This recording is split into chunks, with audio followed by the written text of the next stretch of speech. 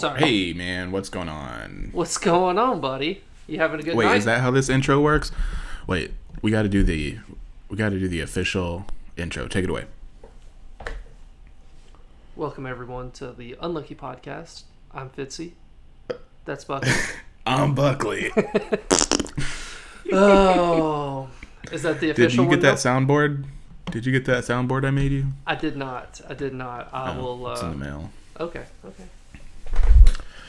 It's a whoopee cushion. No, yeah. How's it going? It's going good. It's a Wednesday evening. It is a Wednesday. And we evening. just wrapped up with Joey from Baltimore.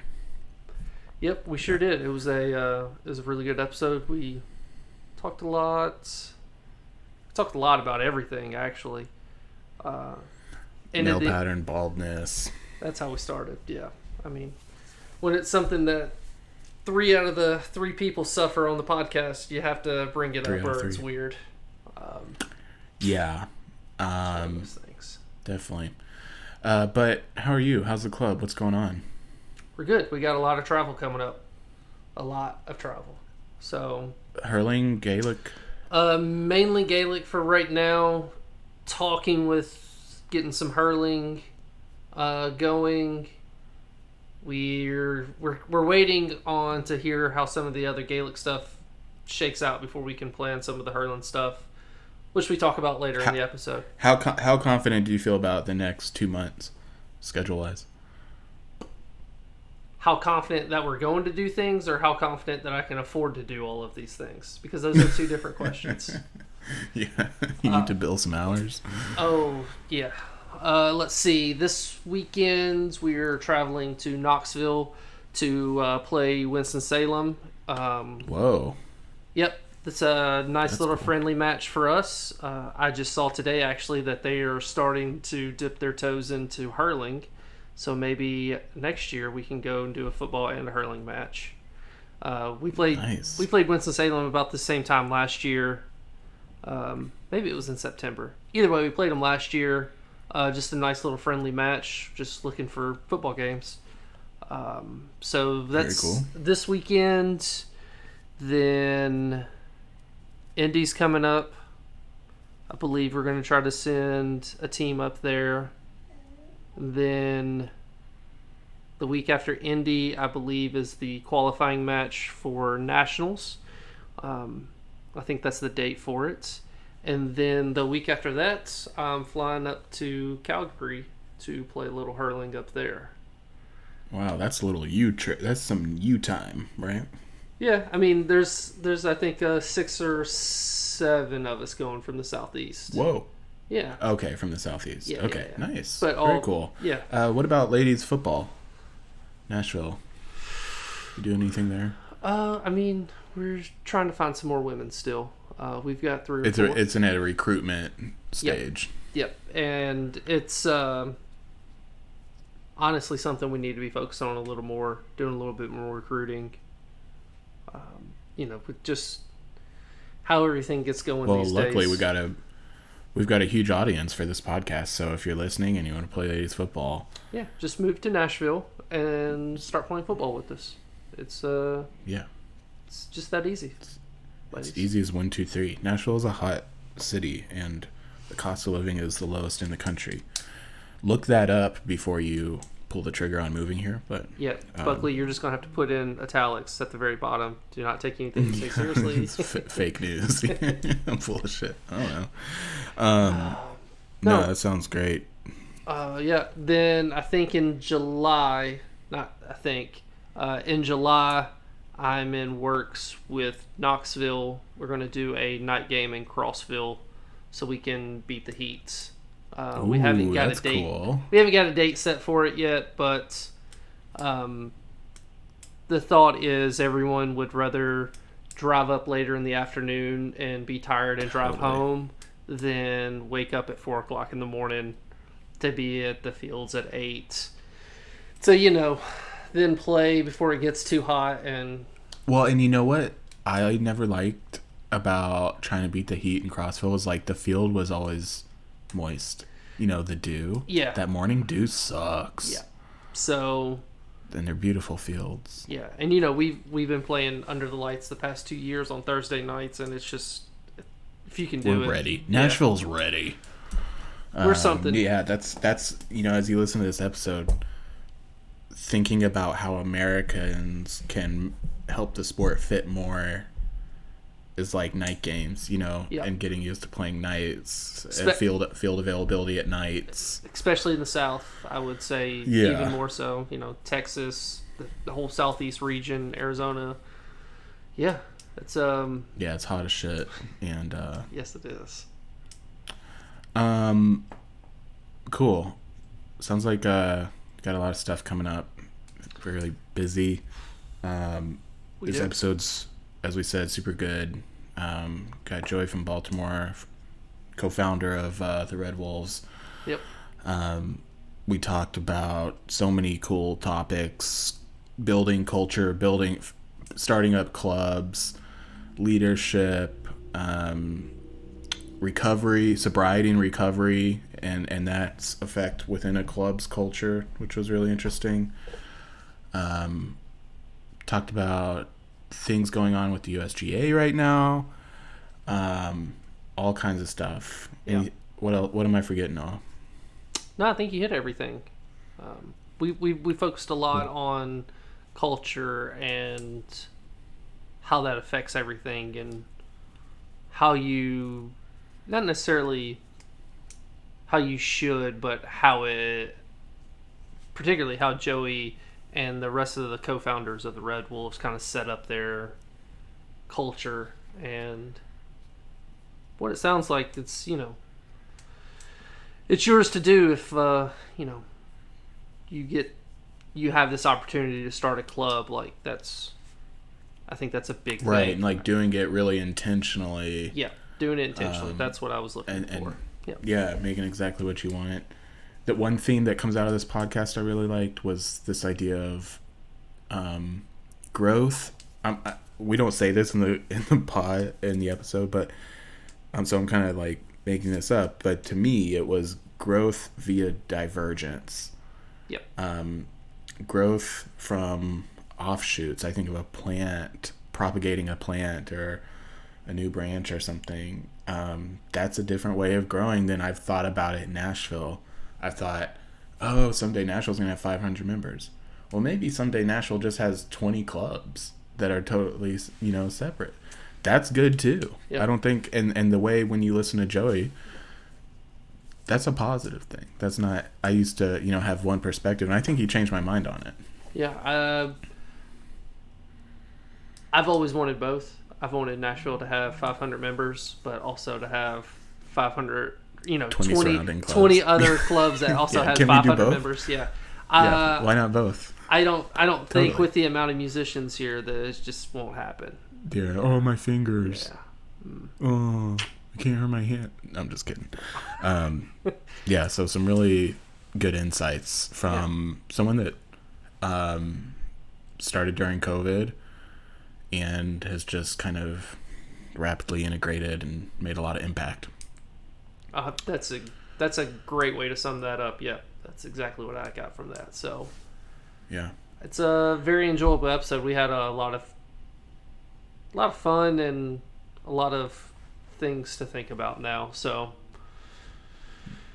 yeah, for sure, definitely got some processing to do, as always. But all right, enjoy the episode.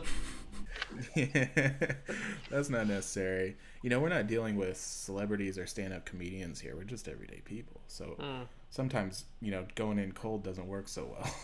I mean, I wouldn't dismiss yourselves. You guys are on the Instagram podcast circuit with hurling. Is that true, Noah? With hurling in the United States, particularly the Southeast Division. You guys are like top 3 for sure. Easily top 3. Yeah, that's my understanding is that there's only 2. So yeah, so top 2 then, easily. Yeah, easily top 2. Every so often, I remember we're doing the podcast, and I'll ask Noah, "What are the numbers?" No, I'm just kidding. I've never asked that. I don't want to know. You don't. It's not. Yeah. Yeah. So the sponsor this was the Pack Mentality jersey from the event that the Red Wolves put on, where they had the hurlers and camogues come in from all over the place, and ran a big workshop. The Knox wire harness, is the good folks from Knoxville, Browns. Gaelic Alley is the sponsor for the Red Wolves. They're an Irish pub in the Kannapolis, just north of Charlotte. And then Kingspan, I hope I get this right. If not, forgiveness. But I think Kingspan is connected to the Atlanta Hurling Club, maybe Paul. But what? Yeah, but a big part of their group. They're like let's just introduce you Yeah. before we get too much further along. We've got Joey here, Joey from the Red Wolves. Not officially. So I was with the Red Wolves in the founding year, but I moved to Baltimore at the end of last season. And I'm dipping my toe into the waters with the Baltimore Bohemians. They've been a great group, a lot of fun. So I've registered with them for the 2024 season. Okay. Joey the Turncoat. 4 clubs in 4 years. One more and I get a set of steak knives. Oh, that's pretty cool. Yeah. Who does the steak knife thing? Cutco for sure. Cutco. I don't know if Noah has told you anything about our dynamic or whatever, but for context, if like Noah's real plugged in, I'm real plugged out. I'm not in the know on about a lot of stuff. I barely make it to practices. I just, have a kid, a 2-year-old and one on the way. So it's just not my season of life to be like real plugged in, but I have in the past. So I enjoy the podcast and we get to chat through stuff. Yeah, but you you also started in 2009, 10? Yeah. Playing? 2000. Playing? Oh, wow. 2011. 2011, yeah. Okay. Joey, all in the same area? Yeah, I started in Murfreesboro, which is outside of Nashville. Yeah, okay. Yeah. Yep. So you strike me as someone, my first impression, which is a weird first impression, is you're someone that Zooms. You're someone that does meetings on camera. Am I right about that? Is it that obvious? Well, you just exhibit a level of comfort. Yeah, I am quite familiar with interacting with folks via what used to be Zoom. I don't know. Zoom had it in the palm of their hand, and then Teams Oh, really? came in and just took it from them. Zoom. I think Zoom just dropped the ball, but I do these sort of meetings quite a bit. What do you do? So I'll try not to muck anything up here. I'm assuming the USGAA or your local club isn't paying you. What do you do for a day job? I work in education. Okay. Yeah, which is actually what brings me to, I don't know if you can see these digs, but it looks like a prison cell or a hotel room. It's close. Yeah, prison. It's a Marriott. I'm in the great city. That's a classy prison. Okay. Oh yeah. Classy. Oh yeah. Yeah. You should see the powdered eggs they serve in the morning. It's top class. I'm in Indianapolis for work, but it's actually it's cool because we every time I come here, I'm reminded we played Indianapolis in the Junior C finals in Denver, and they're obviously a really huge club. I think they have a tournament coming up June 15th. We've never made it out to the Midwest, but I always like coming here. Yeah, so anywho, I'm here for work. I'm used to doing some stuff on Zoom, so. Nice. Yeah. I've always enjoyed our trips to Indy. We're going this year as well. So we'll be there. I didn't know that. Be That's there in a news couple to me. weeks. You should that's awesome. You should open Slack occasionally. This is what I have to deal with. He comes to me with problems, and I'm like, it's all on Slack. Y'all just have to open Slack. You have to open it, and no one does. You'll get no love from me, Noah. I don't like Slack. Oh gosh. What does your club use for internal communications? WhatsApp. Okay. And does that meet your needs, or do you find it wanting? I like it better than GroupMe, for sure. I think the WhatsApp, the polls, and I think some of the way that you can tag events and go back and find archived information. I like better than the way that you can do it in GroupMe. Um, the gifts are better. The gifts are, yeah, and that's all That's about important. the gifts. Yeah, Gift culture drives culture, as pretty they much. say. Yeah. Um, yeah, Noah, think about that. We need to spice up our Slack channels. It needs to be a place people want to visit. You know what I mean? We need some Well, gifts. it's I so dig that. close. It's so closely attached to the sport that I wish everyone wanted to be a part of. It would just be like, hey, let's see what's going on this week, and no one does. You would think. Yeah, No one it's like, does. don't you want to play? Quite brutal. Yeah. So let's So ask. yeah. I was just going to say, how did the pack mentality training go? I was supposed to be there, got pulled away at the last minute, and couldn't. But I know that was a big undertaking, just in general. Did you have any hand in that at all, helping develop that? Not, no, not really. I mean, the jersey was sort of a silent partner move. I essentially donated money just so I could get this. I wasn't able to Mm, attend because I was in Baltimore. But a lot of it was put together. David Stiles, who I know you know, yep. had been talking about doing it for a while, and then just sort of started putting some things in motion, and then asked some folks, delegated, who might be able to tackle some of the projects and the planning leading up to it. And he called around and rallied some of the troops. And I think he leaned into some of the guys and the relationship built from the World Games team. Yeah. And yeah, and brought it together. It was, from everything that I've heard, and the pictures and the comments and some of the folks that were posting about it afterwards, it seemed like a really cool event. A lot of folks really enjoyed what I think the real purpose was, which was camaraderie and, just mutual celebratory events about the game and learning from each other and really making it something that was just developmental in purpose, and sort of breaking down some of those club borders and club boundaries that sometimes can make relationships more adversarial. Yeah, and I know that was What were the clubs in attendance? Who came? Yeah. Oh, I'm gonna be.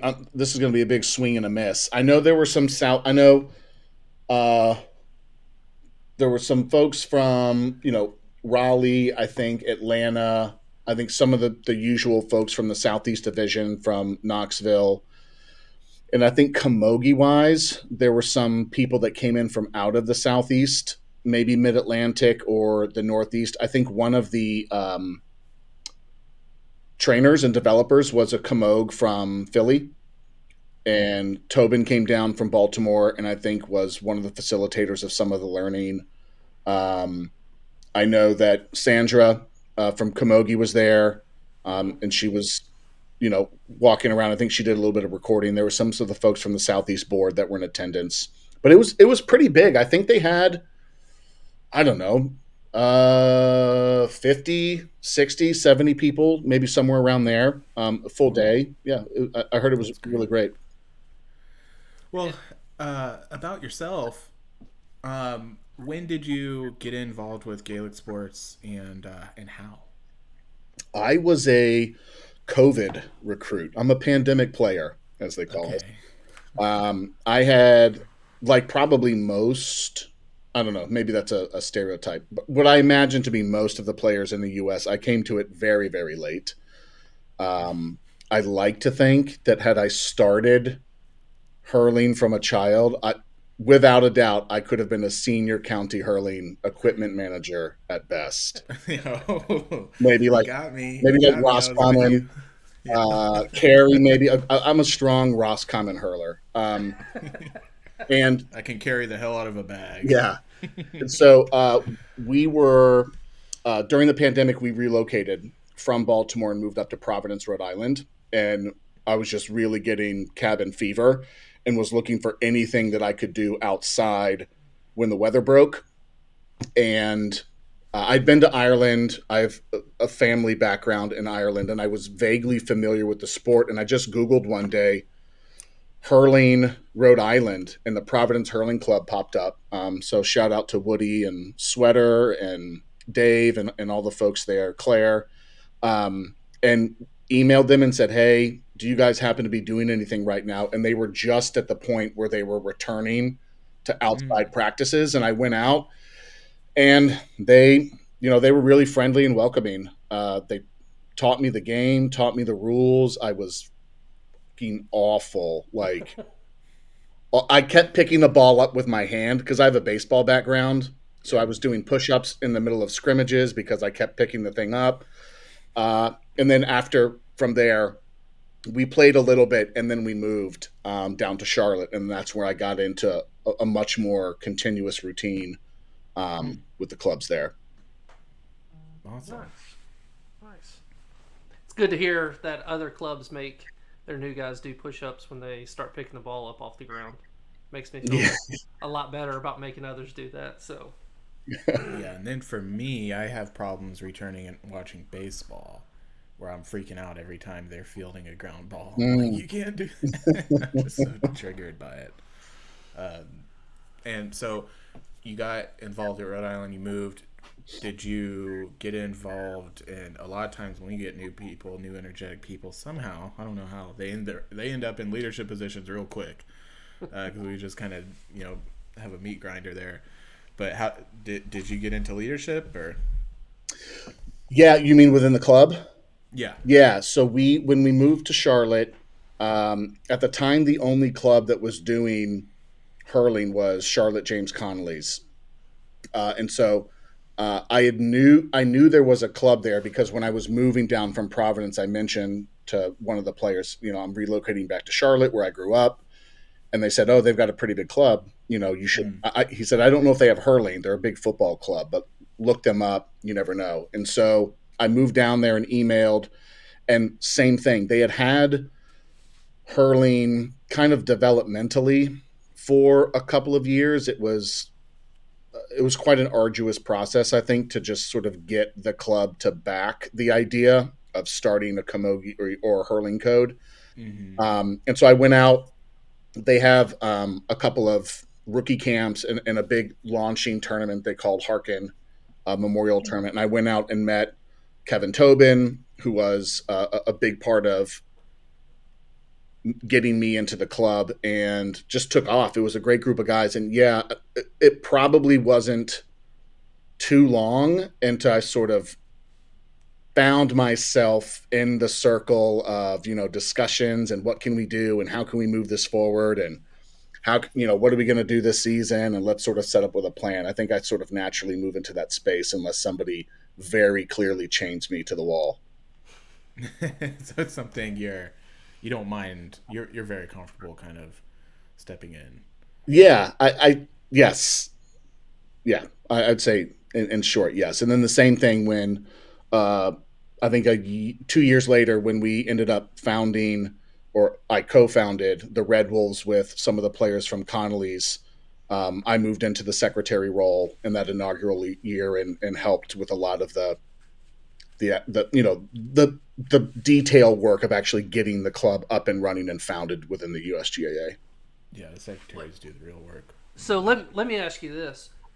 What is the actual process of getting a new club started, even just from scratch? Because I know there's been a lot of new clubs that have come up, but I don't think we've actually talked to anyone that's started a new club from scratch. Yeah, it turned out to be a lot more, I don't want to say informal, but the hurdles weren't as difficult to move through as we were anticipating. In all honesty, the thing that was the most difficult was just getting time and scheduling some of the more formal milestones with folks from the USGAA or folks from the Southeast Board, because you've got to get certain people in those groups to all be there at the same time. But their website, they have, I think it's a list of 8 or 9 steps that you have to go through. And we just sort of followed that. And everybody that we worked with, whether it was, Ryan Finn, the secretary in the Southeast, he was really helpful and collaborative and making sure that people were getting the information that we needed to kick up. And we found everybody that we talked to was really welcoming and transparent with the process. So in short, there are things that we had to do, like establish a Facebook profile. We had to create a club crest. We had to register at least 9 players with the USGAA. We had a mixture of folks that were transferring from Connolly's at the time, and then we also had people that we knew that weren't a part of it that we recruited on the side. We scheduled and got them registered. We had to have a couple of meetings with the Southeast. So I think we met with Steve and Ryan and said, hey, this is what we want to do. And they sort of walked through and confirmed that we knew the process. And then we had to we met with Rob Tierney, and he walked us through. And then eventually I think we met with Bernie, because he was the chair at the time, as sort of the final stamp. And it was all, I mean, from beginning to end, when we actually launched and said, all right, let's do this, it was a very quick process. I'd say, within a month, we probably had everything officially done. And then from there, it's kind of like, not quite like bringing home a baby, but it was kind of like, all right, now what? We did it, and now we have to actually do something about this. And we ended up having a really great year. So it was about the best you could do in your first year. So when I'm onboarding new employees, they're going through the documentation, they're following the steps to get spun up. When you were talking about the 8 steps, I know that page. I think I've looked at it. Every time I do it with a new employee, they find an error. They find something wrong. Those steps, the documentation is always outdated. Always has to be updated. Yeah. What, and if you can think back, I know it might have been a couple years, but as you were going through it, did anything strike you as this is what I would change, this is what I would add, this is a step that would have been helpful, or this step wasn't? Yeah, I'd be willing to bet, all the change in my pocket, there were probably a few dead links that were buried somewhere within Classic. the one pager. But those were pretty, like almost targeted. I'm the web guy, not their web guy, but I'm like, oh fuck, yeah, that's probably true. But they were pretty easy workarounds. I think.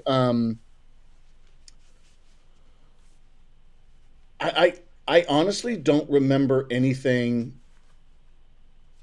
in hindsight that I would say would be dramatically different. I guess the way that I would look at it is, it's kind of refreshing after having been a part of the USGAA now as both a player and then a manager and someone who was tasked with running the club or running a team within a club, and then founding a club, and then being a secretary.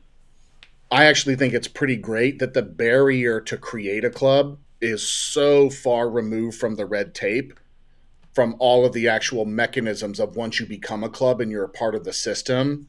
That's when I think a lot of the gears and the efficiencies and the experience starts to grind down to a much slower pace. So no, I don't think I would change anything, because I think it allows for people, if they have the real bare minimum, to start a club.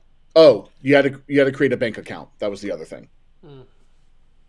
Not in your name; it had to be in the club's name. So there was a lot of, we have a couple of guys on the board that work in sort of that industry, and so where they were able to navigate some of that for the folks that weren't quite sure how to set up a bank account with someone that belongs to a company and not a name and an EID number and all that jazz. Yeah, you're essentially starting a business, Yeah. maybe even a nonprofit at that, if you make it that far. Yeah. What about, what advice, or what would you do differently? We want some clubs in Alabama. I know. What would you tell? I know we had briefly talked about it on the phone, but yeah. Yeah, what would you tell the guy in Huntsville thinking about getting things going? I think what I'm about to suggest is not what our experience was, because we started with a very strong foundation of players and a culture that we built, that we created, that we built, and that we fortified ourselves around when we were with Connolly's, and we won the Junior D championship in Boston that year.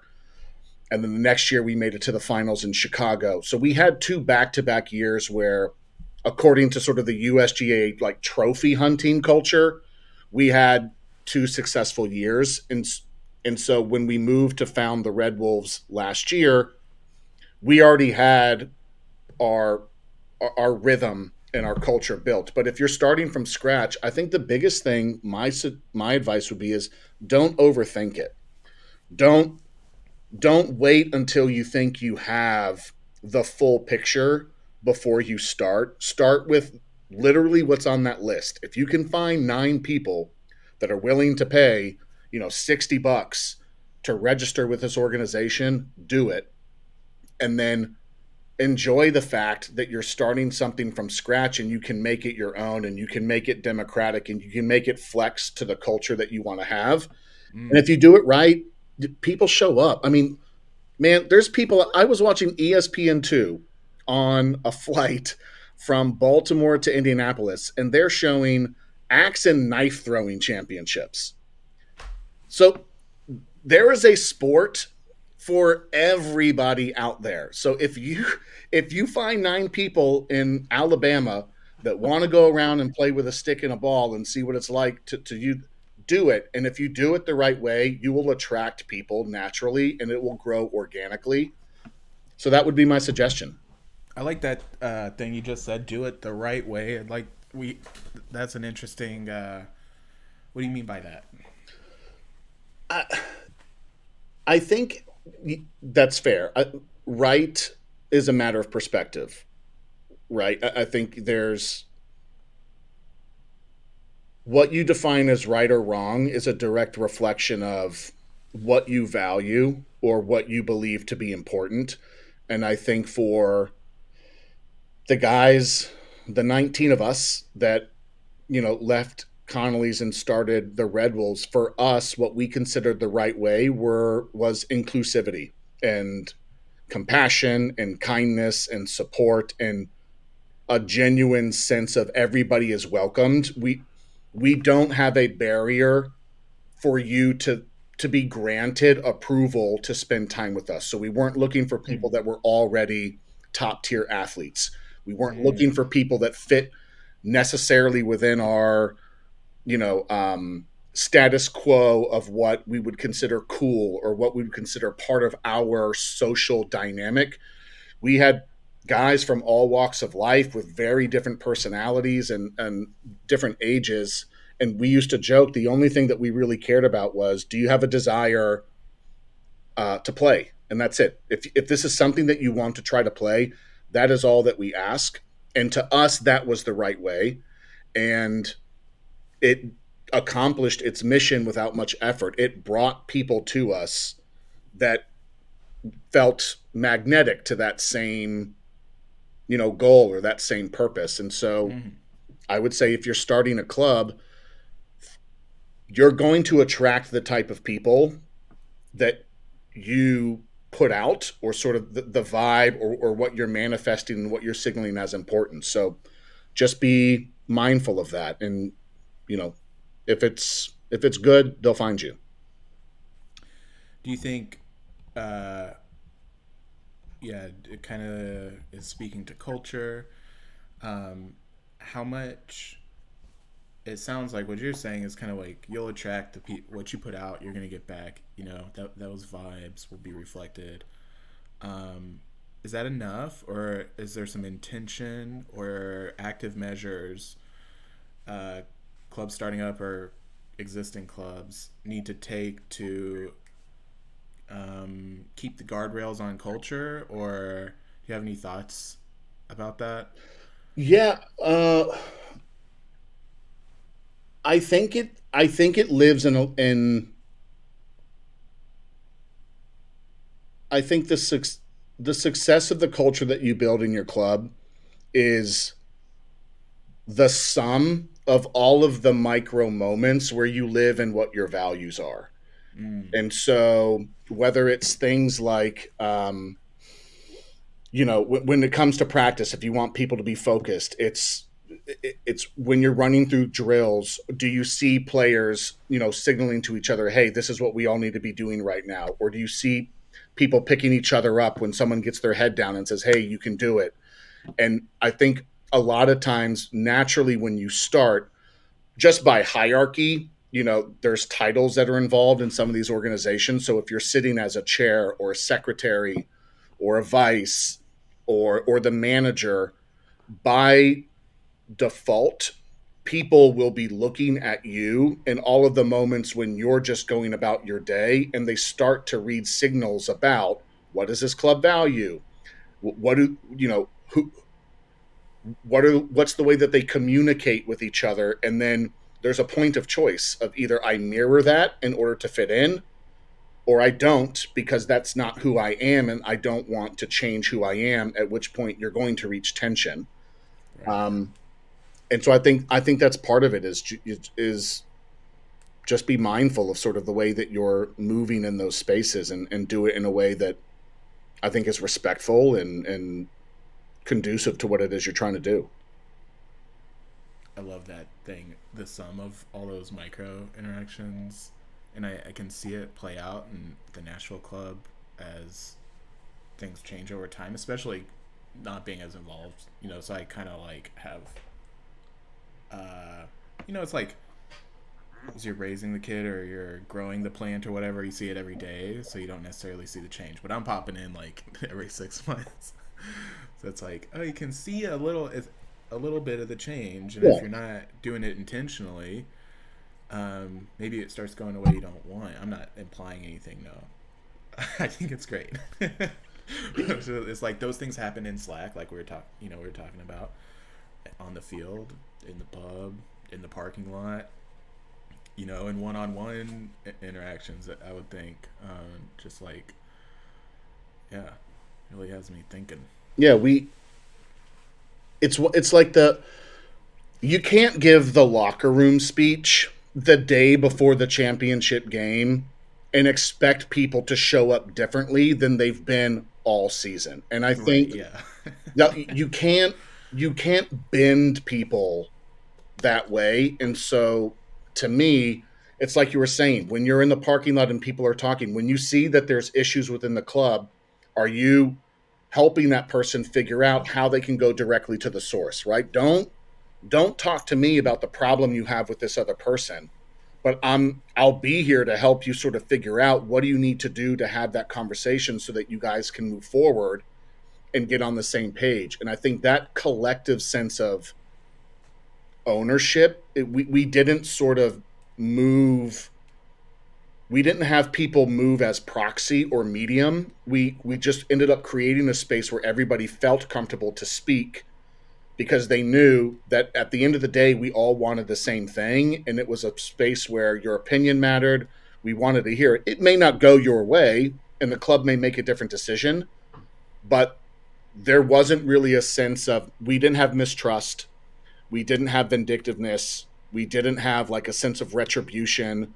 And those were a lot of the big reasons that we knew that we didn't fit in with the culture at Connolly's, and we needed to start our own thing, like a lot of clubs before us, right? Like that's the story of the GAA in the US and in Ireland, is inevitably there comes a point where there's factions and people break off and do their own clubs. So we didn't see that as a negative thing. We saw that as a necessity in order to keep the game growing in the city of Charlotte. Because if we weren't able to form our own club, there would be no hurling in Charlotte, North Carolina, because they were a football code, and that's the way that it would have stayed. Interesting. How do you, I'm like, I love how it sounds to create those spaces where everyone feels comfortable talking or contributing or like voicing opinions and stuff. And my brain's like, want to get out my notebook and be like, okay, how? Like what's the, like literally how? Because like you think you do, and you sit and you listen to open discussion, and like I've witnessed large group discussions within our club. This would have been 5 or 6 years ago maybe, and in the moment maybe it kind of felt open, but the aftermath was negative. You know, it's like people were like, okay, cool. Um, I didn't get what I wanted out of that, and you know, the breaks, the fractures, kind of start or whatever. Yeah. What do leaders do to kind of let the opinions live and without and then and hold it together? I don't. To me, I think your best chance. So again, I don't know the particular experience of your background. I do think it's a slight difference between when you start it versus like us starting Red Wolves. We had our hands on everything from the beginning, and so it was molded in the image of what it is we wanted to create. And so I think we just had that advantage. Mm, And to see what it is now as we're moving into growing a Camogie code, it's so amazing to see that as it gets bigger, that the core things that matter are still there. To me, if you're in a bigger club and you come into it, in my experience, the leaders that are able to help get those factions back together are leading from a set of values that are separate from themselves as a person or a personality. I think where I've mm, seen it go wrong is when the club becomes a cult of personality. And whoever is at the right. top, it like bleeds their personality and whether in Mm, all the good ways and then all of the toxic and all of the bad ways, and that ripples through and then starts creating all of these fissures and factions. And then what happens? It boils and boils and boils. It comes to a head, and then you either get the pendulum that swings the other way and you get someone that's on the opposite end that comes in to save that, or you get their heir apparent and the same issues just come year after year because everyone's getting tapped on the shoulder because they're from the same lineage. Yeah. And so I think if yeah. those leaders are able to help people understand the decisions that are being made are not coming from me, but coming from this set of principles that we believe in this club, it's a little bit easier to galvanize people around those hard conversations because it's separate from the person. It's now an idea that we aspire to be and not just like sycophantic bootlicking. Yeah, it's like y'all think I'm making this up. This is on our about page, y'all. Yeah, right. Yeah. We put this on God put Facebook. this on the about. This Yeah, is on Facebook, so this is legit. Yeah. right. Yeah. Do you have something, Noah? No, I was just saying that there's definitely been times where I felt like our club in particular, we haven't had that. It's all been who's ever been at the top, whether that's me or you or Liam or John, whoever else that we've had, and that's Yeah. kind of done that, and it's worked out. I'd say fairly well for us. We've had some Well, lower because we've been times. shoulder tapping. Yeah, We're in the lineage. You know what I Mm. mean? yeah, We haven't had someone from some kind of alternate value set. Really, we mostly have believed in the same values. yeah. Um, That's we're at a transitional. The national club's at a transitional moment where we're really growing another code, mm-hmm. and it's amazing to see. But I think Noah and I both fear losing hold of those values. Mm. Um, I don't tell me if I'm wrong, Noah, but we I don't think I like how you said that this in your case the split, it was a form of growth. It's kind of like propagation Mm-hmm. maybe. I don't know that I would agree that a split at this stage for nationals would feel like growth necessarily. But I don't know. What's your take, Noah? um. I believe we're a couple years out from even having that conversation of splitting. Uh, you know, the two guys that are managing and running the football, like, we talk every single day about anything that goes on, and we're all on the same page. we had some conversations last week where I was like, hey guys, like, we need to have a conversation because how we envisioned this at the beginning is not how it's working out right now. And, we had that conversation, no one's feelings were hurt.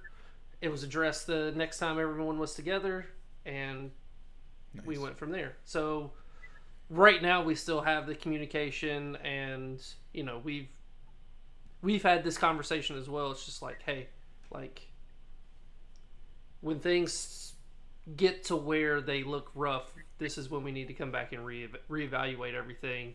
My big concern was the money. Like, I don't want one code bringing in money and then someone saying it's getting used for for hurling. And we're upgrading our jerseys. Thanks. Yeah, and our club treasurer was like, okay, I'll make everything that the club spends money on a very visible, open thing that if anyone has any questions, it's already here. I was like, okay, great. That's good. In the future, when we start doing more fundraising, like, we might need to start looking at different separate accounts. But yeah, it's like, I don't think we're at that point yet. If football keeps growing the way it does, I think we might be that way in, a couple years, just solely because, like, I'm sure with every club that this happens to, people want to play two sports, and one might be going to a tournament here and one might be going to a tournament here. Who picks who? Everyone's trying to be competitive because, everyone wants a trophy hunt, and, then that starts raising issues, but, in my opinion, that's a bridge we'll cross when we get there, and we're not there yet. Anything I say after that is just me talking out of my ass and fantasy on what I would like it to be, and everyone being hunky-dory and friendly, and I know that's not how that always works. So, but yeah. Noah, for the folks in your club that are dual code and they want to do football and hurling, or do you guys have camogie too? No camogie. We're trying to get ladies football started as well. Okay, so the guys that want to do Gaelic and hurling, do you have policies within your club that mandate that those members have to choose a primary code and a secondary code and meet certain practice requirements and percentage of attendance in order to maintain that status, and then whether or not that plays into what games they're allowed to start in, if it's their first or secondary code? No, not yet, because our numbers aren't at a point where we need to do that. I mean, this was honestly, and I know Buckley and I have talked about this in the past, but this was honestly the first year that we've been able to implement, hey, just because you show up on game day doesn't mean you're going to get to play. Like, you actually need to attend practice. Yeah. And that was a big change in our club culture that was somewhat fairly shocking, I think, to some players. I'm seeing dudes I ain't seen in 3 years on tournament. Really? Like, just like rolling up? That was I'm like, it's good to see you, dude. Yeah, I mean, it's 3 years is probably an exaggeration. But still, maybe. that's pretty.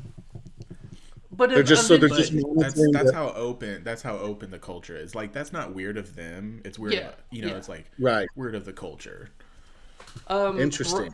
Right now, to answer that question, how we're managing that is, our football team is trying to make it to nationals, and so when me and the two football managers, when the hurling managers, myself, and the two football managers sat down, I was like, look, football wants to do this. They have a clear goal. Like, so a lot of this early this year is going to be football focused.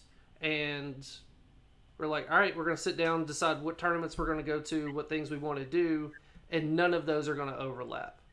I think the only thing that overlapped was we had a game against Cincinnati the day they did the pack mentality thing. And that was it. It's like, I wanted to take a couple of the hurlers, but it was a lot more important for myself and those guys that I wanted to take would be playing that day. And I was like, they need this right now more than they need to go to Charlotte and be in this, but next year that's a different scenario. So Yeah. it's a lot of very open communication between everyone at the moment, and the five of us that are at the helm of it, like I said, we talk almost every day. So I'm a big believer that communication gets a lot of stuff done and not just Hell yeah.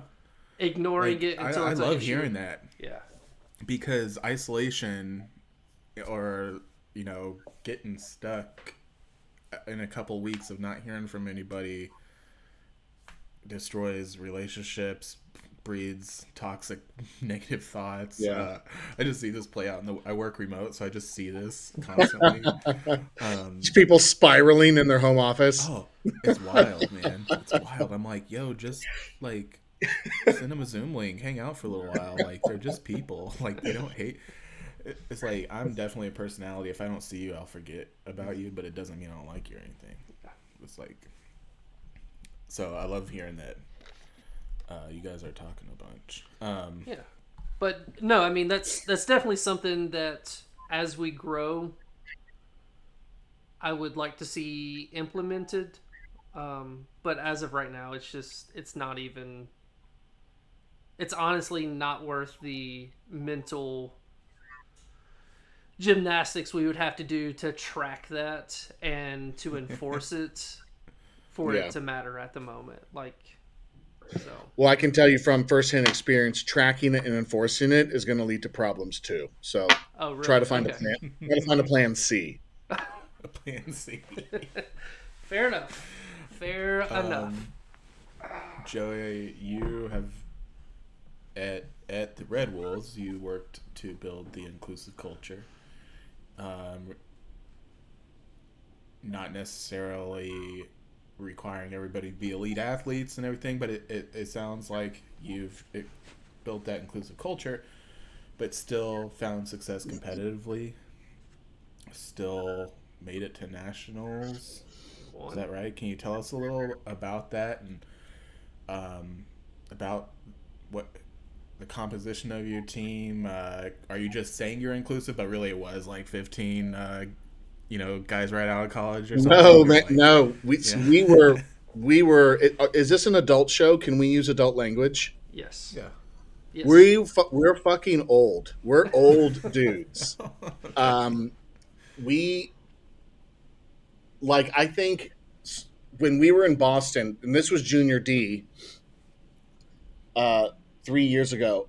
I'm pretty sure somebody looked into the registration lists of the clubs and sort of like averaged ages, and we were an easy plus 12 years over everybody else. Wow. So That's wild. but I think I certainly don't want to lay everything at my feet and give the false impression that I was sort of the master behind the culture building. The architect. Yeah, right. It really was. I mean, I could run through the entire list of the guys in the club. Mike and Nate and Styles and Paul and Jason and the whole list of guys. That's awesome. It was a collective piece. And when I talk about that supportive inclusivity nature, so a large part of our team is in recovery. They're members and they're active in AA. And okay, I genuinely believe that sense of compassion and that sense of owning mistakes and that sense of being generous when people make mistakes and understanding that that's a part of life, we actually benefited from the work that they do and the work that they've done and the way that they've built those relationships amongst each other and that experience that they share. And all of us that were not a part of that, I think we sort of aligned to that because it was just so magnetic. Yeah, it was just pure. It was just it was really great to see the way that I think that element that they shared really made a benefit for us. Now at tournaments, we look like a bunch of assholes because we're not going to the after parties at the pub. And so, to anyone in the Southeast who does not get, we don't go to afters and hang out. We go get ice cream. That's our Oh, tradition. that's cool. And we have our own little post tournament traditions where we get hopped up on sugar. And I don't know if anyone's lactose intolerant, but if so, like that's probably something we should make sure that no one's just like quietly crushing their Yeah, there's insides. like a small contingent of lactose anonymous, and they're Yes, just like shut up exactly. Yeah, about yeah, it. Like, yeah. We got to find like Oh, a dairy free, gluten free sort of thing. But yeah, that was a big part of it. And I think our age, I think there's some maturity there, right? We've all had life experiences, and I think we knew what we wanted to get out of this, and there wasn't sort of that piss and vinegar element where we're jockeying for macho points and to see who can be on top. It was really just being honest about what our contributions could be and what yeah, we could do on the field. And yeah, we had some great success. We won 2 national championships in 3 years, and we made it to the finals in the year that we didn't win it. that's awesome. yeah, I would say that's So yeah, pretty successful. I mean, so maybe sobriety is the answer. Maybe that's the I tell you what, they also happen to be some of the better players that we have on the team. So I'm not putting I there might be a very strong correlation, if not causation, that staying away from the booze actually makes you a better athlete. imagine. I can speak from experience as someone in recovery that the ego doesn't really survive that process. You kind of get broken. That also age can dwindle the ego down. So Yeah, those two things together can make for some really coachable players. I think you're Some right. Yeah, really open to feedback. And I love that thing you said about like someone fucks up. It's like I've probably done worse. So this isn't that big of a deal to me. yeah. I think you're right. I think a receptivity to feedback is definitely something that we didn't really struggle with. And for the one or two guys that did, I think they quickly realized that this is not a place that I can be successful because I have a Hmm. difficult time admitting that I'm not the best or admitting that I have nothing to learn. And they naturally found the exit because it just wasn't going to work because that's not who we wanted to be. We weren't looking for egos. We weren't looking for, the ace and the all-star that gets to take center spotlight. Mm-hmm.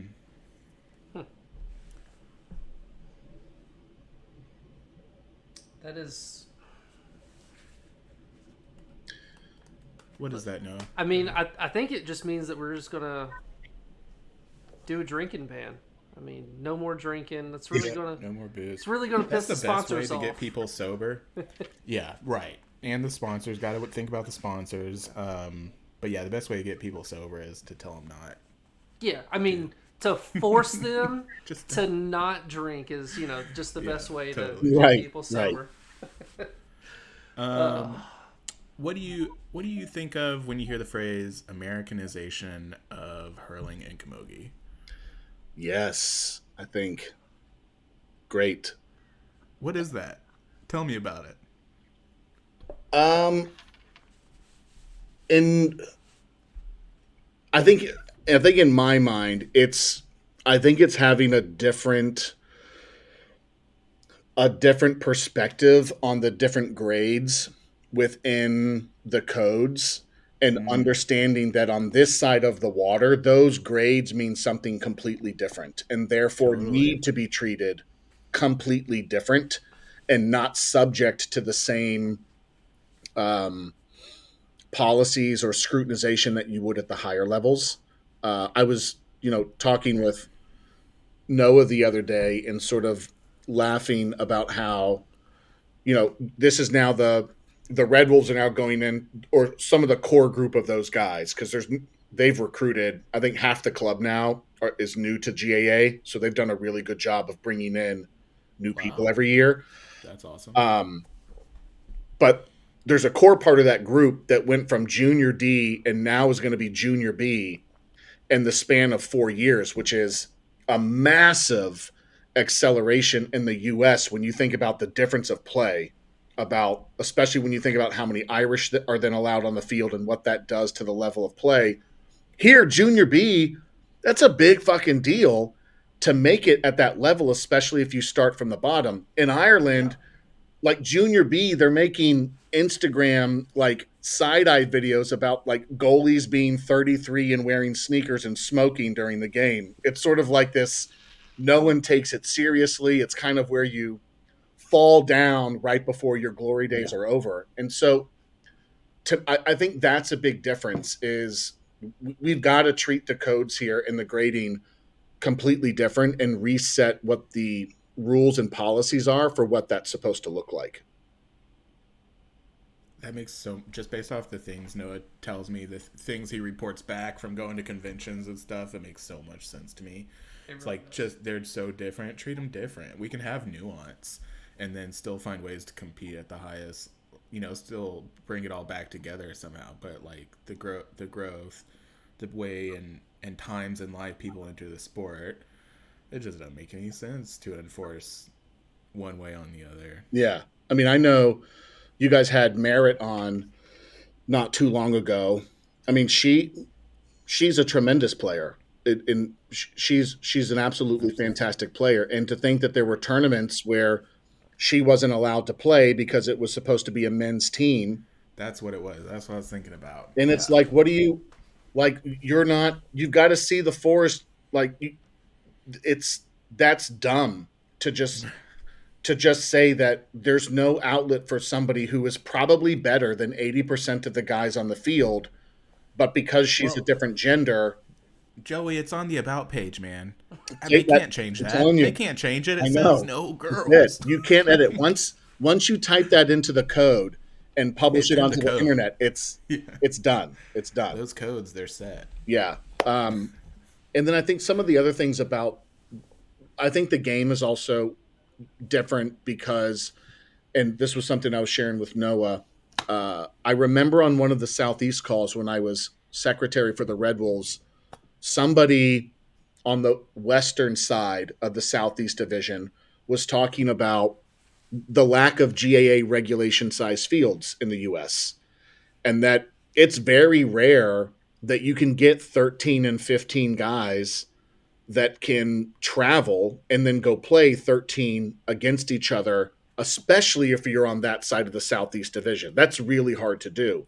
And Yep. so to think about the fields that we have available to us, soccer fields and football fields, what would it look like to standardize a hurling or football field to the dimensions that we all really have access to in the communities all over Mm. the country? And then Mm-hmm. thinking about how you can accelerate like the nines and the sevens games as a way of an entry point until you can build up uh, sort of an established playing base. Because when you look Mm. at so many of us come to this when we're older, you don't really have youth that are able to play this from the beginning unless you're in one of those big cities like Boston or Philly where you have these big youth programs.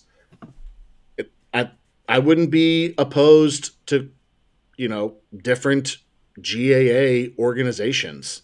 Where's the United States Hurling League? You have Little League. That's a branded organization, but that game is played all over the country because you allow the facilities to be built and use those. So we've got to figure out how can we use the fields that we have access to and rechange the game. Look at cricket; they did the same thing Yep. in India. Cricket was like this 7-day marathon and nobody fucking watched it. And they changed it and condensed the game and made it much more of an entertainment piece. And it Mm. skyrocketed and sort of, like it became a really big phenomenon. And so I think some of those elements there on here in the US, you've just got to play the sport to the audience and get people hooked in. And then you can naturally accelerate them up to the more traditional version once they reach a certain level of proficiency, in my opinion. No, There's a I lot agree. there. I agree completely. I mean, just it's not even having access to the fields. Sometimes we literally just do not have access to the fields because we can't get field time. Like, because there's so, I know in Nashville particularly, we are literally fighting youth soccer to get a field to play our pub leagues, to practice, and it's like we just there's just no option for us because the only thing we do have, like the rugby guys are doing the same, guys and girls, uh, people are in the same issue as well because there's no rugby fields here. And Hmm. you bring up cricket. I know the cricket people are in the same boat as well. Like everything is used soccer fields, and it's like we have to. I mean, just in general, we have to do something about this. Yeah. Um, I think the It southeast sounds like, for sure Joe, needs you're, its own field. Yeah, yeah, we're in a lot of ways trying to square peg round hole Gaelic sports into America, and we've got to figure out how to make it. Americans have to figure out how to make it work for them. Is that fair to Yeah, say? because yes, because you're most of the people that are coming to the GAA sports in the US are coming to it later on in life. They're not going, the days of making your senior county team are over. That's not an option here. And so I think you've got to, Right. like, the the structure. So do you structurally are you able to do this within the USGAA? You mentioned hurling, whatever of America. That's a possibly a different organization?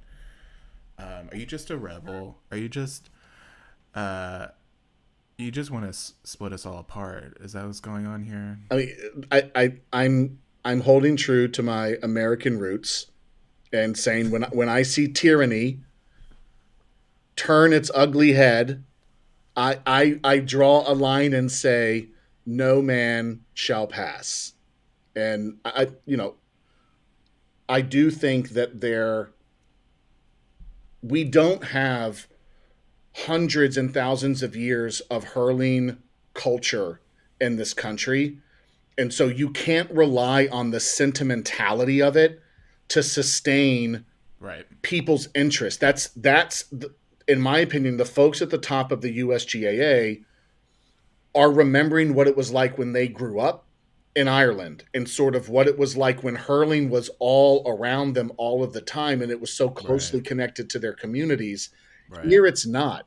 If you don't figure out how to get this to fit in with your audience, it's going to be an uphill battle all of the time. And you're structuring these policies and these rules as if people have 15 and 20 years to play this game. Right now, that's not where people really are. They're coming into it maybe after college, and everyone in the US is so transient. Don't get me started on transfers and the difficulty that comes into play.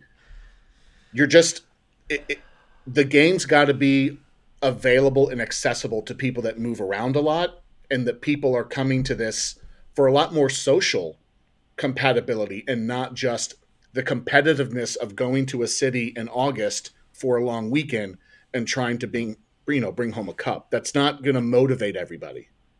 Right. It's like there is a big aspect where we want to build the communities. Like I want what you grew up with in Ireland. That sounds amazing.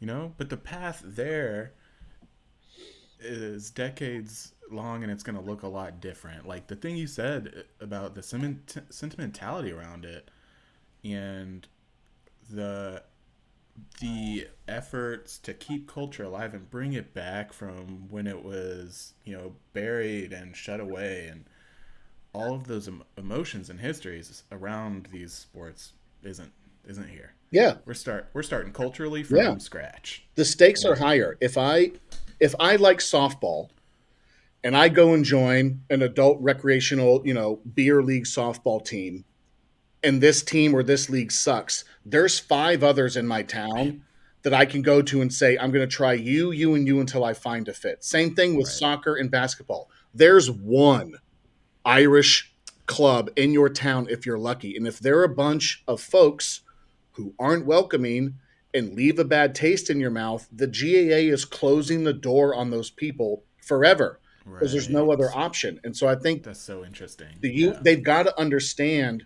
You need to understand the way that these clubs are functioning because you're making the assumption that they're all great people and they're all being nice and they're all being inclusive, and that's not the case.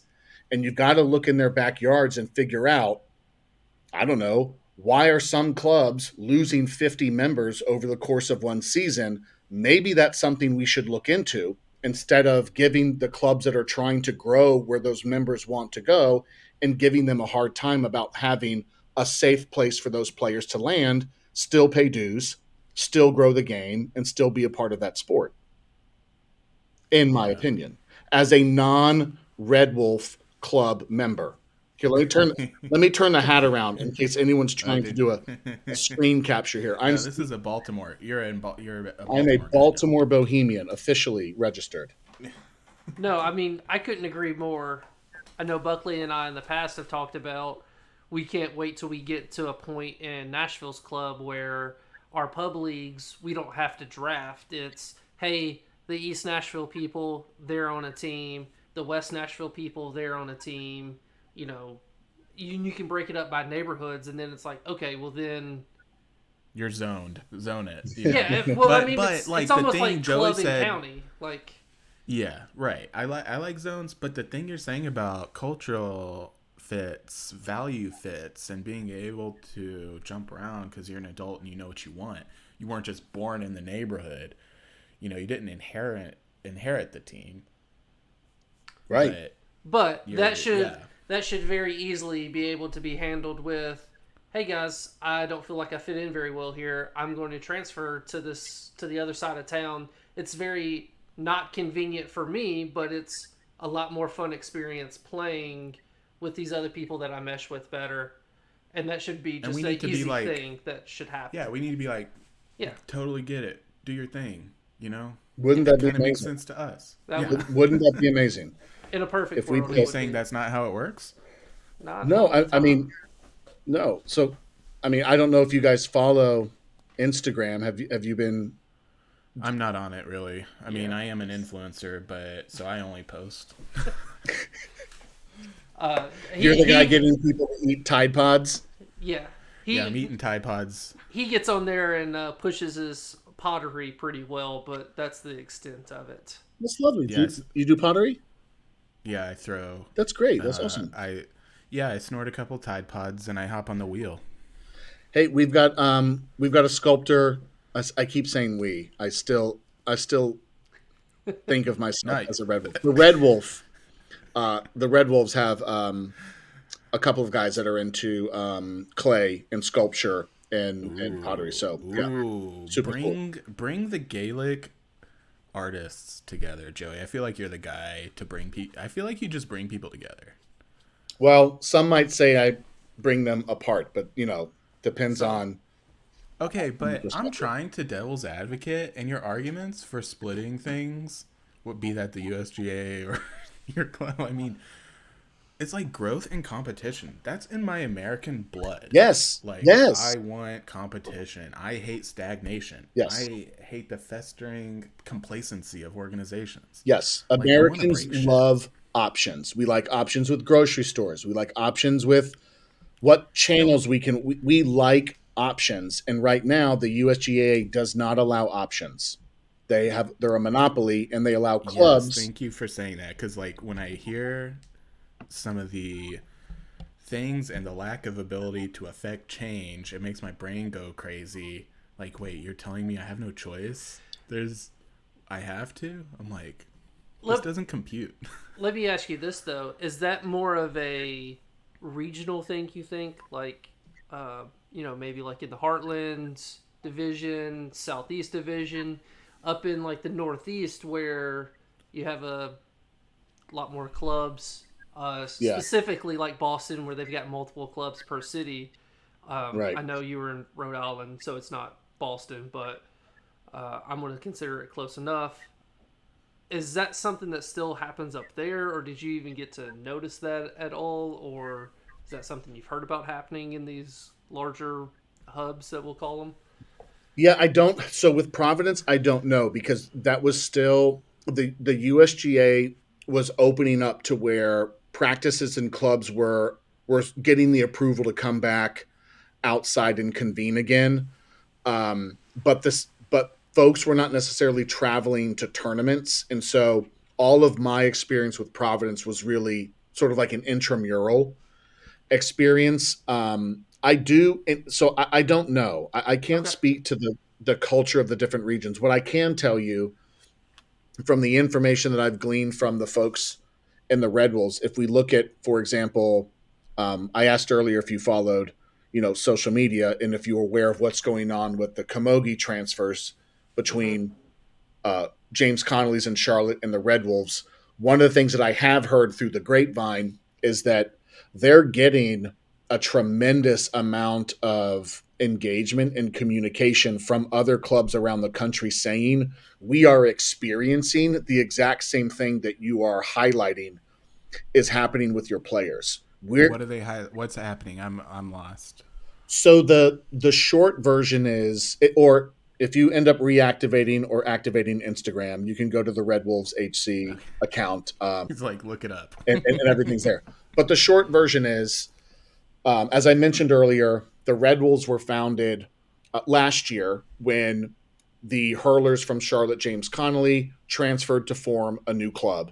So the USGA and James Connolly's agreed to transfer 19 hurlers all at once in January of 2023 as some of the founding members for Red Wolves, as well as other people that had not been with the GAA before. And then this year, as the Red Wolves grew, they expanded to have a Camogie code because there were a lot of wives and partners and other folks that were socially connected to the hurlers that were hanging around and said, "Wow, this looks great. We want to do this ourselves." So they created a Camogie code, and then when that happened, there were folks that were a part of Connolly's Camogie that said, "Okay, like what we were just talking about, there's another option in my town. Now I get to choose where do I want to play Camogie." And some of them asked to be moved to the Red Bulls in a transfer. Some of them were granted, but for some reason in March, three players, their transfers were denied. And the situation right now is this should have been a simple club to club transfer that's happened all season, all years, all across the country. But what's happening is Connolly's is saying the USGAA has told us that we're not allowed to do this, but we're telling them we're fine if these transfers go through. USGA is saying we're fine if these transfers go through, but Charlotte isn't approving them and they don't want the players to leave. Oh, weird. And so on Instagram, there's been a lot of communication on highlighting the fact that somebody's lying. And at the end of the day, these three players who haven't even played for Connolly's in 2 years, they just registered because their partners were a part of the club, are now being held up and they can't play with their friends and they're being banned from friendly tournaments and they're being sort of put through the ringer because Connolly's won't just prove and communicate and tell the Red Wolves, here's the email we sent that said we approve, take this up with the USGAA. They've gone silent, they're not responding, and it really scrambles the brain to sort of Well, understand. and you said other clubs have been reaching out and saying this happening to them too. Yeah, So specifically with Camogie players. So things like there's obviously like transfer issues where some clubs, Connolly's in this case, seems to fall into this category where they view members as belonging to them and that they then get to decide the circumstances under which I will allow you to go and join another club. And there have been players from around the country that are saying, hey, this has been happening in my club too, because these two leaders of the clubs don't get along and they're using me oh as wow. event settling old scores. Yeah. But I've never said anything because no one ever does anything about it. Now I know this is a bigger problem. And so we're starting to see that there might actually be a really big issue about how clubs are treating players. And it's not right and it's not fair. You pay to be a part of it. If Yeah. I want I shouldn't even Right. have to That's give you a crazy. reason. If I Yeah. don't Can want to you play with Eli you, 5? Can you like explain to me the transfer system, the sure. why behind the transfer system? You mean like the how it works? Why does it exist? I I don't know. Oh, okay. I For and trophy hunting. For trophy hunting. That's why it I exists. right. I think it's a Prevention consequence. mechanism.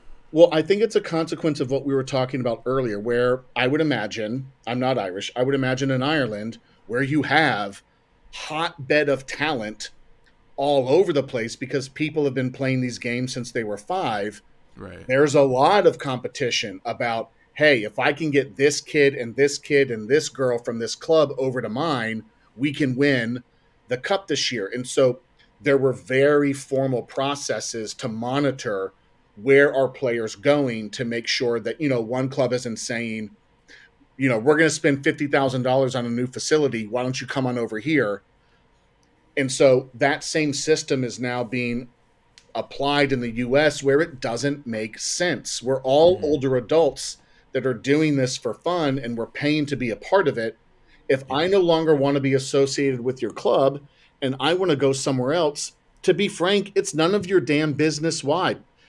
Because I don't like wearing your color uniforms and they have pink ones or they have green ones or because Right. that's closer to my home or because there's a person over there that I'm friends with and I want to be spending my weekends with them and not with you. It shouldn't matter.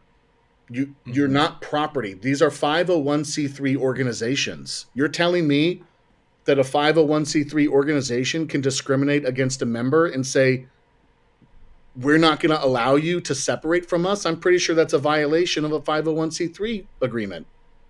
You can't do Yeah. Yeah, that. I would say so. Totally.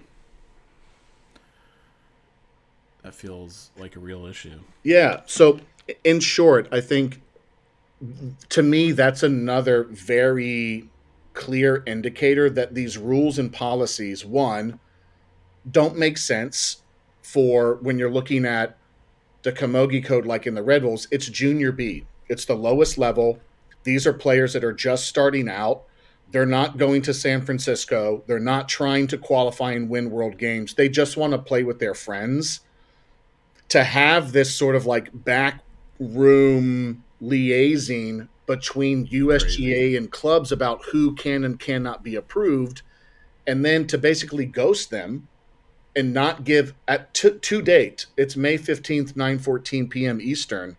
Since the transfers were requested in March, neither Charlotte James Connolly's or USGAA has ever replied to an email from the players or told them why their transfers were denied. That's it. That's all. That simple question has not been shared with the players, and it's not okay. I think it's disgraceful, and I think it's sad that So are they getting flamed publicly, or what? What's going on the gram? um I mean, there's a lot of chatter about it. I'm not sure. I know what I've heard from the folks in the Red Bulls and Yeah. what. Is there any back channels whispers that you can is there any sane voice on either side being like, yeah, here's the deal, you know what I It's mean? the USGAA. There's not very many of those. Yeah, I don't know. Sometimes former chair to chairs that I'm speaking to, I always wonder like what kind of psycho wants to get involved in a non leading a nonprofit where they don't get paid or anything. Yeah.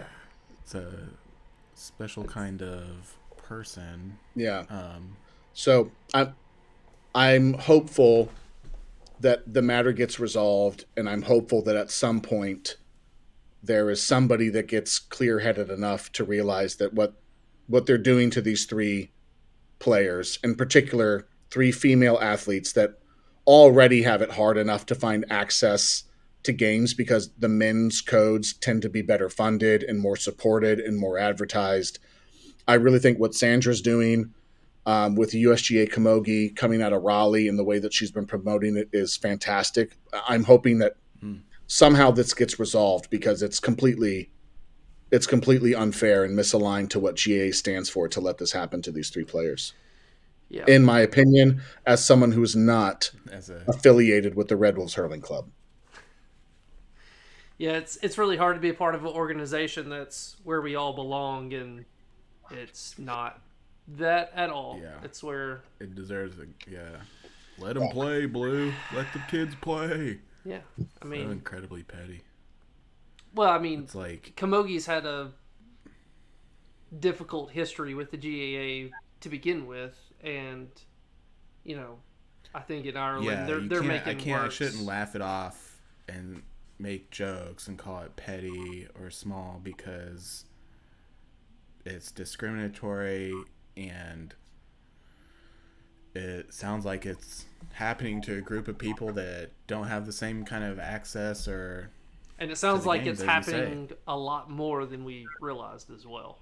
So Yeah, and if you look at the typical profile of a GAA club leader, they tend to fit a particular gender, and I think you run up against where female athletes don't have platforms and access to elevate what's going on, and so they're on the receiving end of a lot of these inequities and injustices. And you know, uh, while I'm optimistic that this turns out, I've heard through the grapevine from the guys in the club and the Camogues in the club that there does seem to be a groundswell of support within the southeast and also across the country where people are saying, "Hey, what can we do? You're not alone. This is happening to a lot of people." And so, maybe it will lead to something that's systemic change in the future. that would be very nice. Yeah. Um. Well, on that note, Yeah, that's a positive note. Yeah, Optimism is always a great way to end things. I couldn't agree more. true. Just to me, systemic change and USGA difficult to reconcile those concepts. Um, I just think about the struggles clubs have trying to get votes together for stuff at conventions and stuff. But Well, um, if it's any comfort to you, just remember they're on this side of the ocean now. And our culture and our sense of, you know, choice and free market capitalism and all that jazz is something that at some point is going to come to a head with some of these hell yeah, old traditions. So I think Yeah, we'll dude, see. that gets me excited. Secrets out. They couldn't suppress the sports forever in America. These games are awesome, Yeah. and by that logic, more Americans will play, and by your logic, more of the American spirit will infest Hmm. the organization. yeah. I mean That's my spin. the collegiate games were on ESPN this year. That was a big, the collegiate Yeah. championships, and that was big. Um, I hope that going forward, that happens repeatedly every year, and we can get some more hurling on there. It seems like every so often, it's coming out in TikTok where it'll have 200,000-300,000 views, and those are making their way around the U.S. But it's Hurling slow. is, It's slowly getting yeah. there. I can't speak for football. I never played it. I don't have an interest in it. But hurling, you just got to get the stick in the person's hand and it's sold. Yeah, You got to get them to the water and they'll drink it. So I think as long as that continues to be the goal, how can we get more people access to the sport? It'll grow. If you build it, they will come. yeah, Amazing. yeah. What a perfect line to wrap things up on. Um, I absolutely love this convo. Thanks for joining us. All of your wisdom on community and building and leading, changes you want to see. I don't know about but I really enjoyed this conversation. I did as well. This I was did as well. this was great. I really appreciate you guys making the time this evening to chat. I'm happy, down the road if there's anything else that seems like fun to talk about. And we can talk about the really bad barbecue in Indianapolis too next time. We can talk about Hilton versus Marriott, whatever's on the docket. Yeah, sweet. I'm We'll freewheeling. put that. We'll sandwich those, and right in the middle we'll have breaking apart from the mothership. How Right. about that? Right. We'll plan in public. Yeah. That sounds great. Yeah. We'll definitely have further conversations for sure. So. Right on. Yeah. Aliens are real. It was great talking with you guys. Aliens are real, birds aren't real. See y'all later. Have a good weekend. See ya. See you guys.